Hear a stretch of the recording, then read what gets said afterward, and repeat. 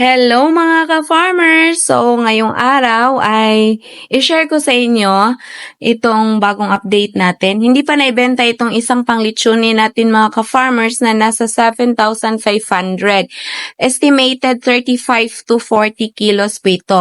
Hindi pa naibenta mga ka-farmers dahil yung mga tao ngayon dito sa aming lugar gustong bumili ng baboy na tag 4,000 hanggang 5,000 mga ka-farmers. Oh my God mga ka-farmers, wala na pong ganyang presyo ngayon. So, sobrang mahal lang feeds mga ka-farmers. Yung sa feeds pa lang yan, more than 4,000 na po yung nagagastos natin. Anyway, siya lang po naman yung naiiwan. Yung mga tao kasi ngayon, iniisip nila mga ka-farmers na merong ASF sa paligid. So, mura yung mga baboy. Hindi po sa ganun mga ka-farmers dahil kasi kahit na merong ASF sa paligid, hindi po nagmura or hindi po bumaba yung presyo ng feeds.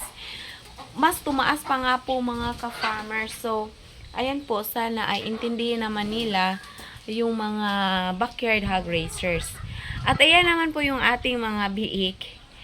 51 days from birth po sila mga ka-farmers. Hindi po nila naubos yung kanilang pagkain, busog siguro. Kasi 3 times a day po tayo nagpapakain sa kanila ngayon mga ka-farmers. Kaninang tanghali pinapakain natin. Ayan, mapapansin po natin busog na busog. So, nadamihan ko siguro sa paglagay ng pagkain mga ka-farmers. Anyway, I hope hindi lang po magbasa yung dumi nila. So, yung patubigan nila mga ka-farmers, everyday po natin yan hinahaluan ng Vitamin Pro. Pang iwas sa sakit mga ka-farmers, lalo na sa panahon ngayon. So, ayan, 3 muna sila, pero naghahanap ako ng mga biik mga ka-farmers na pang additional. So, the same, i-dispose din natin yan na pang litsunin mga ka-farmers, lalo na ngayon na bare months na.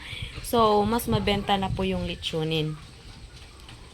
So, ayan muna yung update natin ngayon mga ka-farmers. At meron na pala tayong bagong pressure washer. So, inilagay lang po natin dito. Hindi pa po nawalisan yung ilalim mga ka-farmers dahil sobrang busy ko pa po. Lalo na pag merong pasukan mga ka-farmers, busy po tayo kasi kailangan ko pang magbantay sa aking anak sa school at saka magtuturo sa kanya, mag-tutor sa kanya mga ka-farmers tuwing gabi. Then, meron pa akong mga gawaing bahay. So, hindi po talaga madali mga ka-farmers na malinisan ko agad to.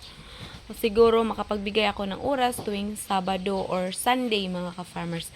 So, ayan yung bagong pressure washer natin. Meron na po siyang on at saka off para anytime pwede tayong mag-on-off mga ka-farmers at hindi na kailangan i-unplug natin pag katapos gamitin.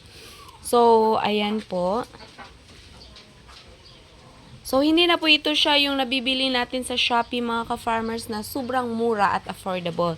Ito siya almost 11,000 yung price niya kasi iba yung price sa motor, iba yung price ng nito, iba yung price sa hose at saka itong mga ganito mga ka-farmers, itong nozzle.